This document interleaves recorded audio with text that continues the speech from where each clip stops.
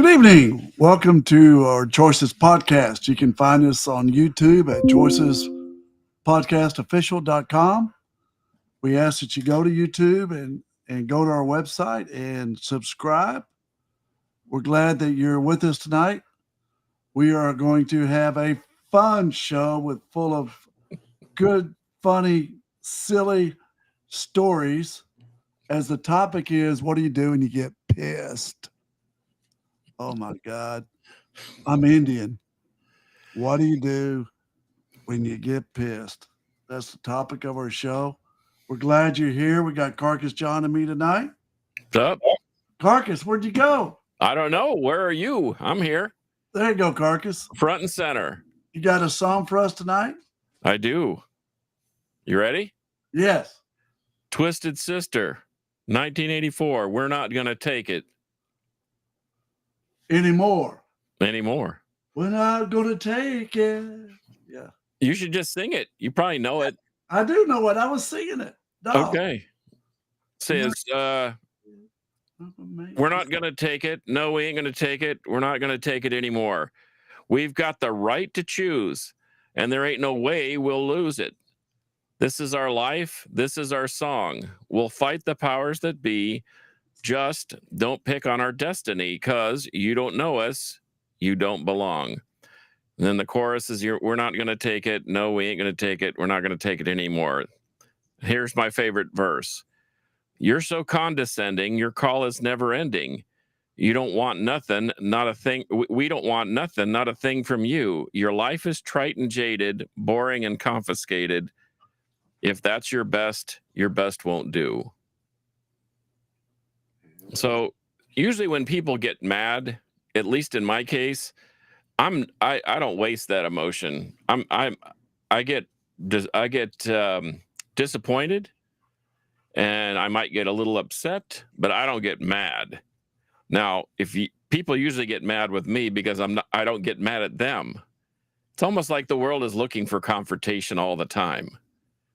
But I decided about 15 or 20 years ago, and after playing 4 sports and in school and then in rec leagues and so forth, being mad is a dangerous way to live your life. As we've discussed on here before about road rage and that type of thing, it just doesn't, it ends up not paying. Now, being, like I told you before the show, I don't condone violence, but I'm not opposed to it either, because I think that you get to a point where you have to stand up for yourself. Marcus, you're not even talking on the same page. I am talking on the same page. I don't get mad at anybody. I don't get mad. Well, if I get mad, then you're going to know about it sooner than later. And then you say, well, I believe in violence. I did not say that. I said I don't condone violence, but I'm not opposed to it either. Oh, dude. I mean, I get pissed. And when I get pissed, I got to take a breather. I got pissed this last weekend. I was in College Station, and this idiot pulls in front of me, and I waved at him, and he threw both hands up in the air. And I'm like, and his hair was all dyed different colors, and he looked at me like I was crazy. I'm like, dude, get over yourself. And my daughter, Alex, was with us, and she's in the back seat going, Dad. I'm like, I get it. So I pulled out. I learned listen to this, Carcass. I learned a very strong lesson when I was in college. So we all waited tables, all me and my buddies at Harrigan's in Lubbock. It was a great job. We always had money, always had cash, always. Anyways, the manager, Regan, I hope he's listening tonight. He'll get a kick out of this. He was a great manager. His brother Mark and Frazier, they all made a lot of money on that place. And so Regan comes up to me. I'm waiting tables, and it's Friday night. It's about 9:00. He goes, dude, I need you to go out in the parking lot. Some guy's beating his girlfriend up in the parking lot. You need to fix it. I'm like, all right. So I go out there. Lo and behold, this guy just whacks this girl over this car. I mean, over the hood. Bam! You know what I mean? I'm like, oh, hell no. Not in my presence. That ain't going to happen. Dude, I grabbed this guy and I threw him down on the ground. And I said, you ain't going to hit a woman, dude. And I said, you need to kiss this tire 10 times. Right?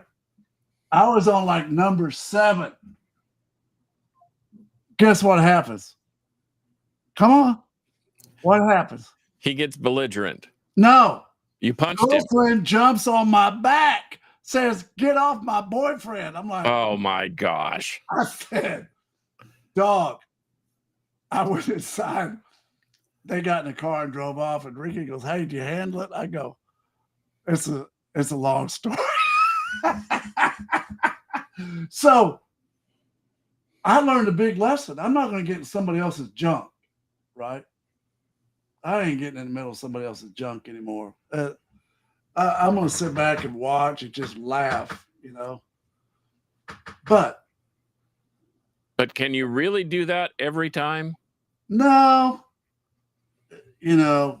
Because like you said. Back then, though, when I was in college, back then, if I got pissed, I got pissed. You know what I mean? And I don't do that anymore.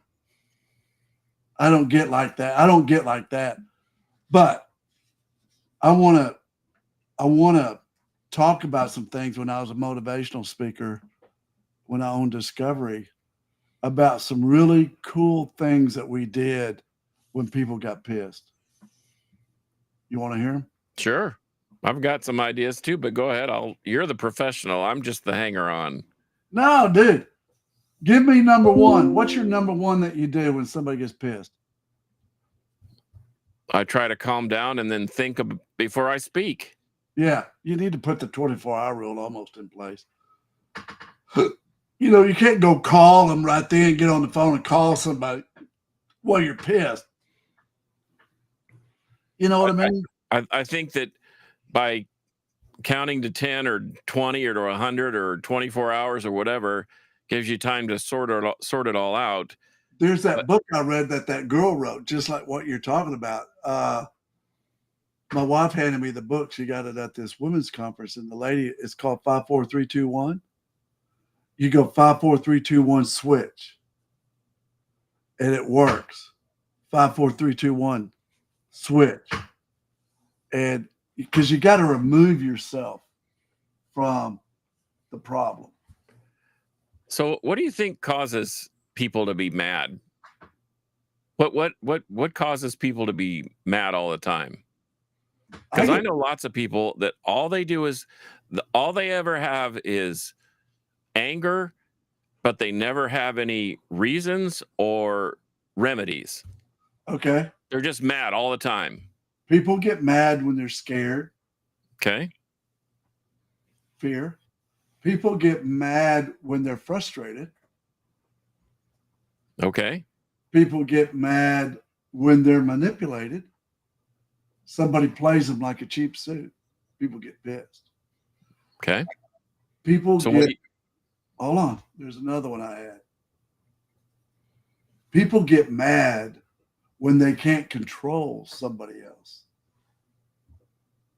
Okay. So why? Like a narcissistic pig husband can't control his wife, he gets pissed. You know what I mean? So now you've just opened about 14 or 15 doors. Yeah. Because number one, why would anyone want to stay in a situation like that? For a lot of it, one's money. That's the reason I represent a lot of women. I empower women, and I want them to have a job. That way they can't get bought. You know. Okay. That's one way to remove yourself. Another thing you can do when you're pissed is journal about it. Why you got to pinpoint on why you're angry, and you have to be specific about names, places, times, and events. Because once you journal it, you can put a to-do list together on what you need to do to manage that problem. Got it? So you identify as many of the issues as you can. Yeah. And then you put a plan together to manage the problem. And you tell yourself one of the 5 things that you do. When you get pissed, you listen to your inner child. That little boy inside you is just like this. Boom, boom, boom, boom, boom, boom, boom, boom, boom, boom, boom. Right? What if that inner child needs a timeout? Yeah. So you have to stay mature. You got to let the mature side of your brain kick in. And sometimes you have to tell yourself that. So in this analysis of figuring out why you're angry, what if it boils down to because of somebody else?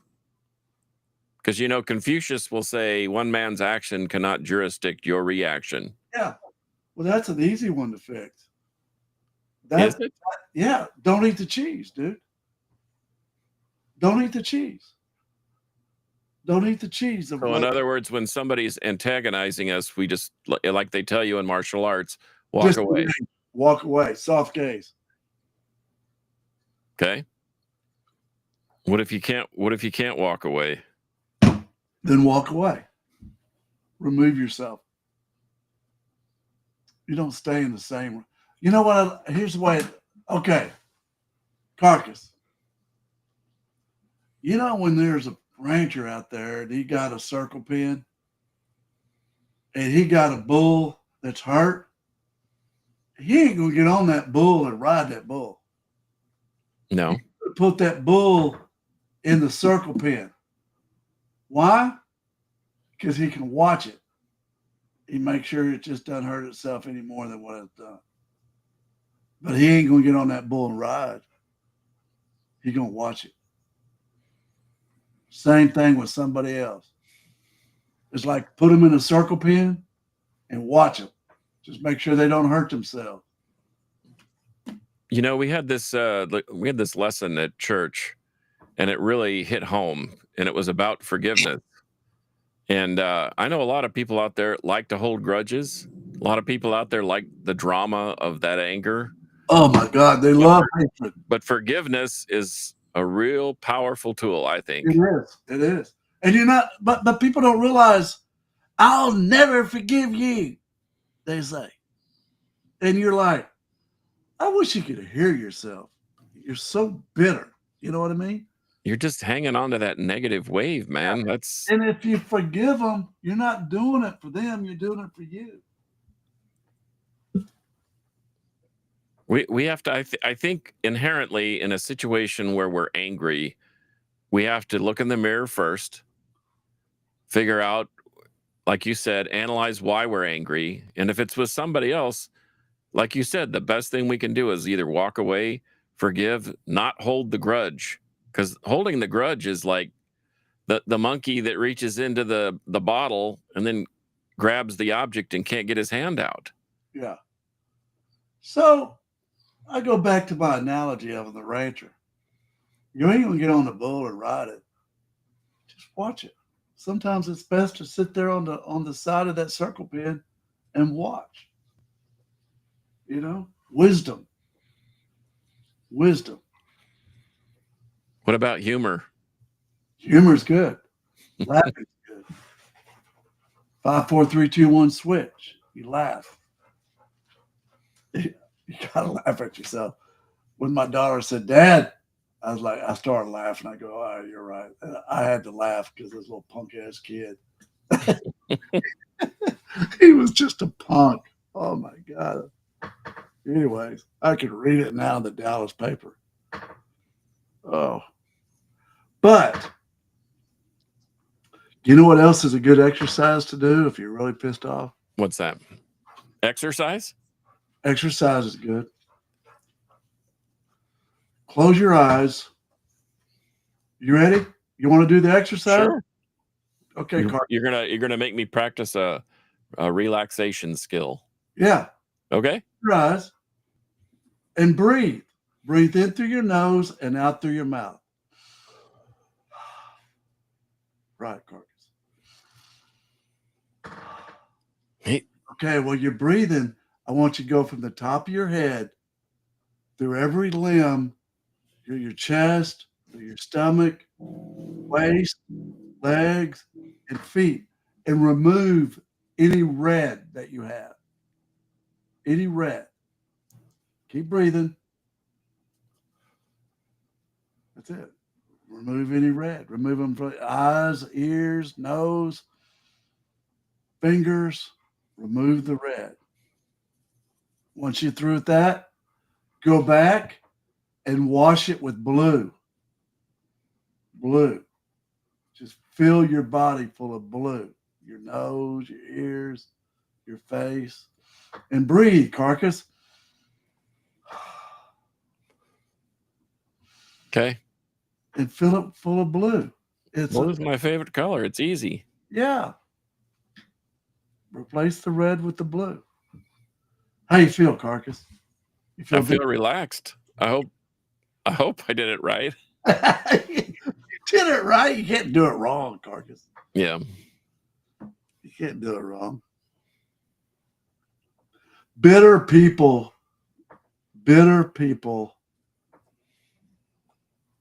they carry it. Where do bitter people carry their anger? Tell me, carcass. Where? In their soul. In their face. Oh, well, yeah. Look at someone's face and tell what's going on. True. You know? I'm like, oh boy, you are one angry dude. I can remember, I used to get frustrated in high school because, let's face it, I played basketball and I had my own set of challenges, not the least of which was, I was not as fast and couldn't jump as high and whatever, but I could do certain things really well. But I noticed that the more angry I got, the less efficient I was as a player. So I learned to Interesting. to relax and not let the anger rule my actions. And not that I wasn't intense, not that I wasn't trying to improve, but I didn't let it jurisdict how I was acting. And I would get back to basics. Like you said, I'd take a deep breath, I'd clear my head, and I'd say, okay, if I can't hit my shots, I'm gonna play defense. I'm gonna excel at something. I may not be a complete player tonight, but I'm gonna excel at something, and maybe one thing leads to another. And I still use those lessons even to this day, because once again, I don't want to be mad. I really don't. Not to say that I don't get angry, because there are times, especially if you drive here in Dallas Fort Worth area, it's very frustrating. Have you noticed how traffic's just crazy here now? Traffic is crazy, and these turnabouts are the kiss of death. People panic when they get to the turnabout. They've been using those things in Europe for centuries, yet we Americans can't just, and I think it's because we're selfish. We don't want to allow people to move in front of us, and we're always in a hurry, and our head doesn't stay on a swivel. I just think we're not cognizant. We're selfish with our perception of things around us. I'm always looking in someone asked me the other day, what are you doing? You seem like your head's always moving. Your eyes are darting from mirror to mirror, and then you're looking forward. I said, that's exactly what I'm doing. I'm checking my 6 o'clock. I'm also checking my 3 o'clock, my 2 o'clock, and my 12 o'clock. Because I don't want to be the reason that somebody runs into me or that I run into them. It's pretty simple. It's just good habits. But I think that people that stay angry are doing themselves and everyone around them a huge disservice. You ever, you can tell when somebody's very, very angry because the anger will fill up the room. Absolutely. You know what I mean? Yeah. You know what my wife does? Sink is the best at this. She'll go, so what are you angry at? Oh, I'm not angry. Oh, yeah, you are. What are you angry at? I can tell the way you're holding your mouth. No, I'm not angry. Or, I'll talk about it. But she'll bust your chops. She doesn't care who you are. She goes, she'll ask you, what are you angry at? You know, and it's very disengaging. It's you disarm somebody by saying, uh, what are you angry at? And let them tell you what's mad at. Okay, I get it. I think anger, speaking of disengaging, I think anger disengages us from our goals. It takes us out of our game. It puts us off But course. I think if you bust somebody in the chops and say, what are you so mad at? Then I think that's a good thing. Disarm them. Right. Because people tend to not fix it themselves. Yeah, they don't. I'm not used to having someone around that can see the difference. And now I do, and it's helpful. What's wrong? What do you mean? No, don't give me that. What do you mean? What's wrong? What's going on in your head today? How do you know? How do you know something's wrong? Oh, I can tell. Your arms are crossed, your legs are crossed, and if you could cross your nose would be crossed. You're grinding your back teeth. You're giving the molars a workout. Yeah. But It's very disarming. I think it's a great tool that she uses because she's never mad. I've been married to her 26 years and she's never mad. I would tell you right now, knowing Sanka the way I do, if I ever did see her angry, I think I would be afraid. Yeah. I would be, because that's about to go nuclear. Yeah.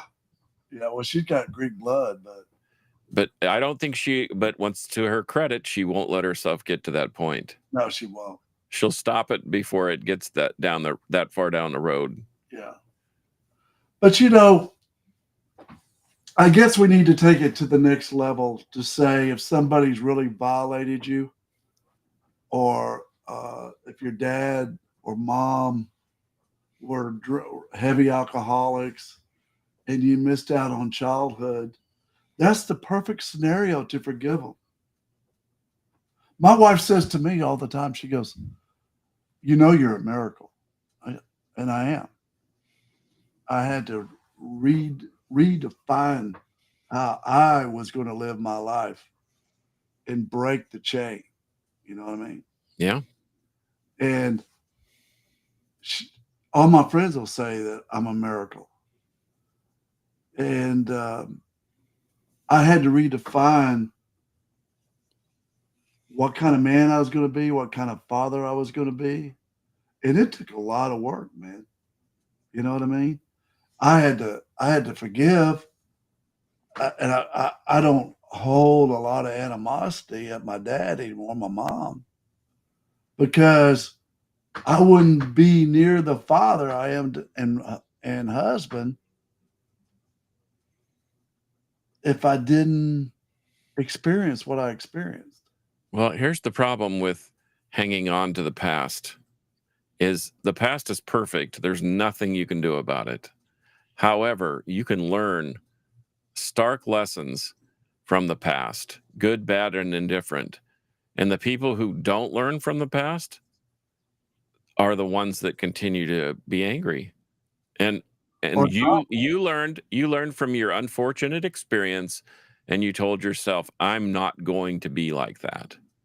yeah, And I mean, I don't regret the past.